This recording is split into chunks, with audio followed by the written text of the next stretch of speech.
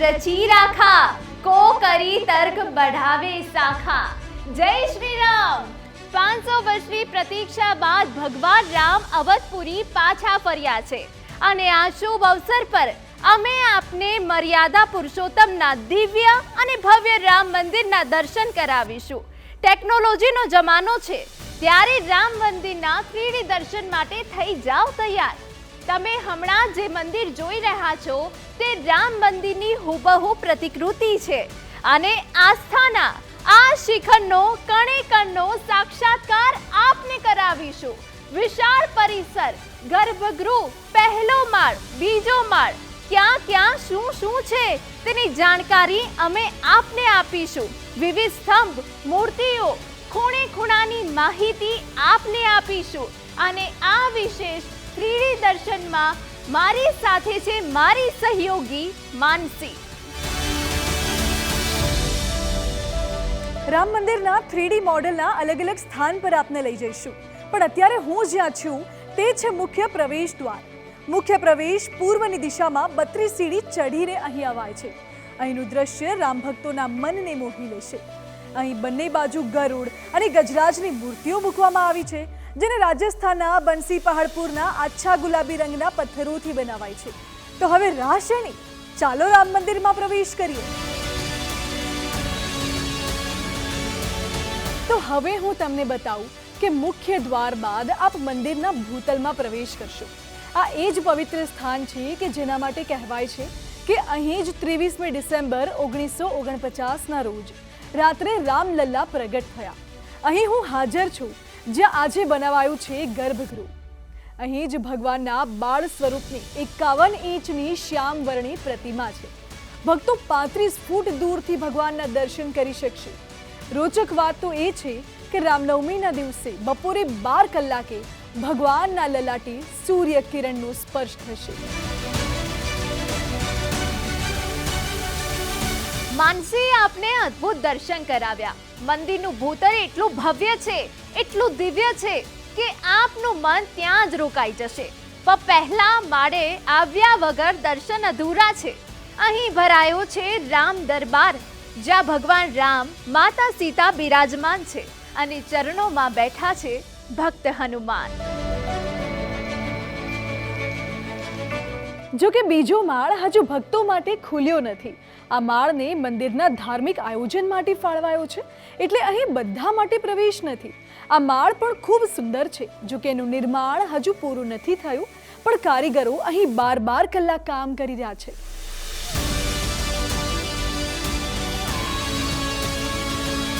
તો હજુ તો અમે આપને મંદિરના દર્શન કરાવવાનું શરૂ જ કર્યું છે, પણ હજુ શું જોવાનું બાકી છે. 17 એકરમાં ફેલાયેલું આ પરિસર અને કયા ખૂણે શું છે અમે આપને બતાવીશું. મુખ્ય મંદિર 2.7 એકર વિસ્તારમાં બનાવાયું છે, જેની ઊંચાઈ છે 161 ફૂટ અને લંબાઈ છે 380 ફૂટ અને પહોળાઈ છે 250 ફૂટ. તો દેવી દેવતાઓની કોતરણી સાથે 392 સ્તંભ આ મંદિરને ભવ્યતા બક્ષે છે. સાથે આમાં 44 દ્વાર છે, જેમાં 42 તો સુવર્ણ જડિત છે.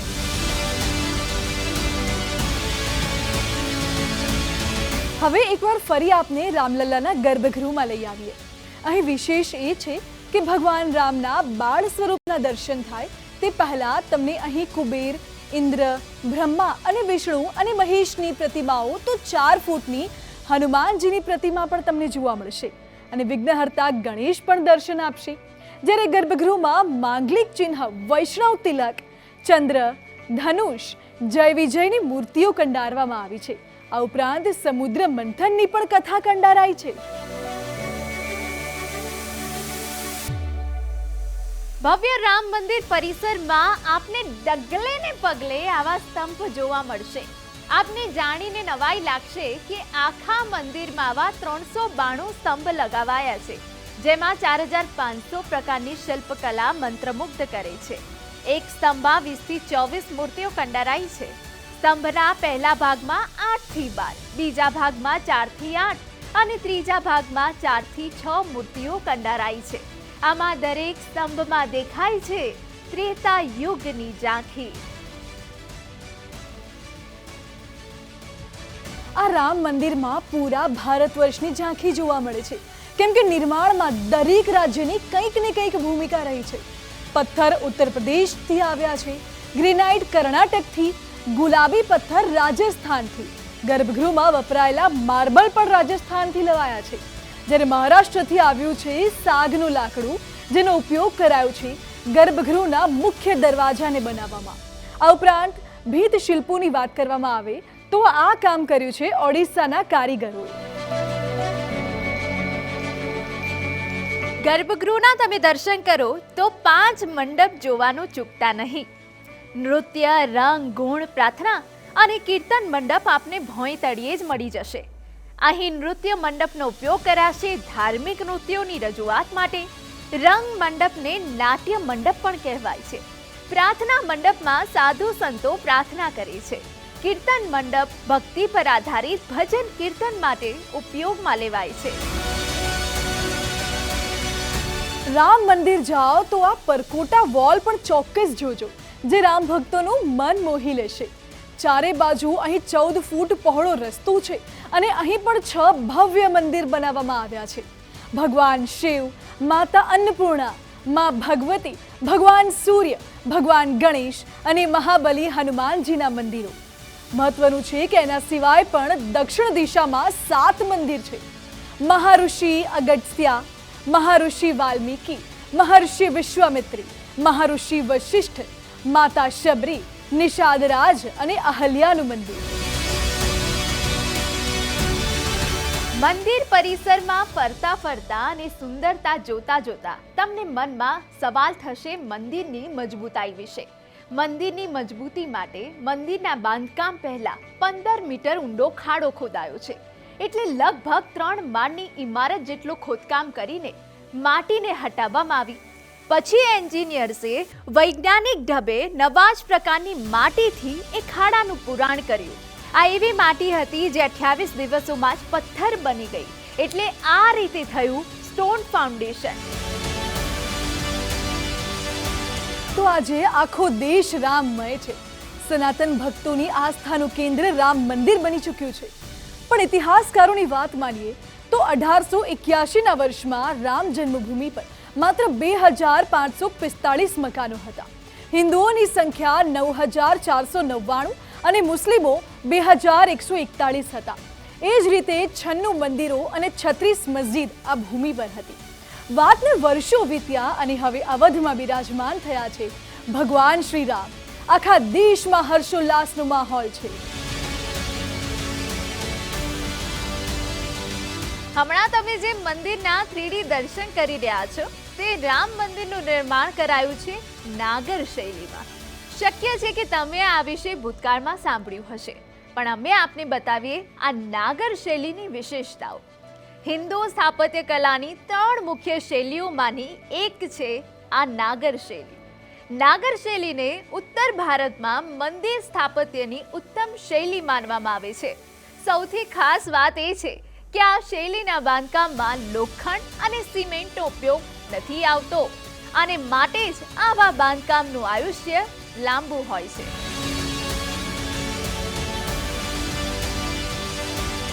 આ જ પરિસરમાં આપને કુબેર ટીલા પણ જોવા મળશે, જેનો ઉલ્લેખ રુદ્રયામલમાં જોવા મળે છે. મહાદેવ અને માતા પાર્વતી વચ્ચેના સંવાદમાં રામ જન્મભૂમિના 45 પૌરાણિક સ્થળોનો ઉલ્લેખ છે, જેમાંનું એક છે કુબેર ટીલા, જ્યાંથી ભક્તો ભગવાનના દર્શન કરી શકશે. ગર્ભગૃહ સાથે જોડાયેલો પ્રદક્ષિણા માર્ગ 1800 ચોરસ મીટરમાં ફેલાયેલો છે, જે ગોળાકાર છે. એવામાં મોટા મકરાના પથ્થરને ગોળ આકાર આપીને લગાવવાનું કામ મુશ્કેલ હતું, જેના માટે પથ્થરને 108 રીતે કાપવામાં આવ્યો અને ત્યાર પછી ભોંય તળિયું તૈયાર થયું. આટલી મહેનતને જોતા એવું લાગે છે કે ત્રેતા યુગમાં જે રીતે રામસેનાએ દિવસ રાત એક કરીને લંકા જવાનો સેતુ બાંધ્યો, બસ એ જ રીતે અહીં કારીગરોએ દિવસ રાત મહેનત કરીને આ મંદિરનું નિર્માણ કર્યું છે. તમે આજે જે ભવ્ય મંદિર જોઈ રહ્યા છો તેની શરૂઆત તો 1989માં જ થઈ ચૂકી હતી. ત્યારે જ આંદોલન વેગવંતું બનાવાઈ રહ્યું હતું. ત્યારે ચંદ્રકાંત સોમપુરા અશોક સિંઘલ સાથે અયોધ્યા પહોંચ્યા, પણ જન્મસ્થાન પર પ્રતિબંધ હોવાથી માપપટ્ટીનો ઉપયોગ ના કરી શકાયો, એટલે પગલાઓથી માપ લીધું. કુલ 82 પગલાઓની જગ્યા નક્કી થઈ. જોકે પછી તો 2019માં સુપ્રીમ કોર્ટનો ચુકાદો આવ્યો અને અનેક પરિવર્તન કરવામાં આવ્યા. આજે ભવ્ય રામ મંદિર બંધાઈ ચૂક્યું છે, પણ 500 વર્ષ સુધી રામલલ્લાએ રાહ જોવી પડી. આ દરમિયાન અનેક પુરાતત્વ સર્વે કરાયા. એએસઆઈની ટીમે જ્યારે ખોદકામ કર્યું તો અનેક નવા ખુલાસા સામે આવ્યા. જો કે પહેલો સર્વે 1862-63માં થયો. એ વખતે એલેક્ઝાન્ડર બૌદ્ધ સ્મારકોની શોધમાં આવ્યા હતા. કહેવાય છે કે આ જ શોધ દરમિયાન તેમને વિશાખ લેખના સિક્કા મળી આવ્યા. રામ મંદિરની લડાઈ 134 વર્ષ સુધી કોર્ટમાં ચાલી. પહેલીવાર 29 જાન્યુઆરી 1885માં ફૈઝાબાદ જિલ્લા કોર્ટમાં અરજી ફાઇલ થઈ. આ અપીલ નિર્મોહી અખાડાના રઘુવીર દાસે ફાઇલ કરી અને દાવો કરાયો કે ચબૂતરો છે તે જગ્યા જ રામનું જન્મસ્થાન છે. જો કે જજ પંડિત હરિકિશને અરજી ફગાવી દીધી. પછી તો આખો એ મામલો સુપ્રીમ કોર્ટ પહોંચ્યો અને પછી જે કંઈ પણ થયું તેનાથી આપ અવગત છો. જન્મસ્થાને જ બની ગયું ભવ્ય રામ મંદિર. રામ મંદિરના 3D દર્શન તો તમે કર્યા, અને હવે એક રોચક જાણકારી તમને આપું છું. મંદિર બાબતે વર્ષો સુધી સંગ્રામ ચાલ્યો, પણ આપને શું એ ખબર છે કે આ માટેની પહેલી લડાઈ 1858માં નિહંગ ફકીરસિંહ ખાલસાએ લડી હતી. એમણે વિવાદિત ઇમારત પર નિશાન સાહિબની સ્થાપના કરી. 28મી નવેમ્બર 1858ના રોજ આ જ કારણથી તેમના પર કોર્ટમાં કેસ ચાલ્યો. હવે જતા જતા આપને એક રોચક માહિતી આપી દઉં. એ વર્ષ હતું 1886, જ્યારે રામ મંદિર વિવાદ પર અંગ્રેજ જજની કોર્ટમાં અપીલ કરવામાં આવી. અરજી કરતા હતા મહંત રઘુવીર દાસ. સુનાવણી કર્નલ ચેવિયરે કરી, જેમણે મસ્જિદ વિસ્તારની જાત સમીક્ષા પણ કરી અને ફેંસલો આપ્યો કે હિન્દુઓની જગ્યા પર મસ્જિદ બનાવી દેવાઈ છે, પણ ભૂલ સુધારવામાં હવે મોડું થઈ ગયું છે. પણ હવે શુભ અવસર આવી ગયો છે. રામલલા આવી ગયા છે. રામ કાજુ કિન્હે બિનુ મોહી કહા વિશ્રામ. આ એ ચોપાઈ જેને દરેક રામ ભક્તિ પોતાના જીવનનું ધ્યેય વાક્ય બનાવી લીધું. સદીઓનો તાપ રંગ લાવ્યો અને 500 વર્ષોની પ્રતીક્ષા બાદ ભવ્ય રામ મંદિર બની ગયું ભારતીયતાનું તીર્થ. જય શ્રી રામ.